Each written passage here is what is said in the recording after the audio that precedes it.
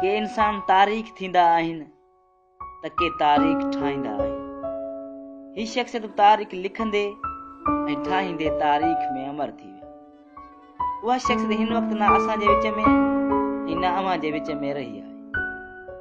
उहा आहे अज़ीम शख़्सियत मोहम्मद इब्राहिम जोयो साहब, जंहिंजी सॼी ज़िंदगी सिंध जे इल्म ऐं अदब जे ख़िदमत में कंदे गुज़री।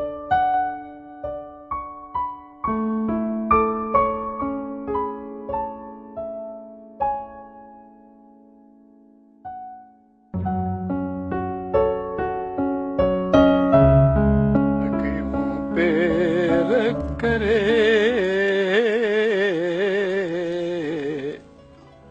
हो वञजे जेॾियूं वञजे वञजे।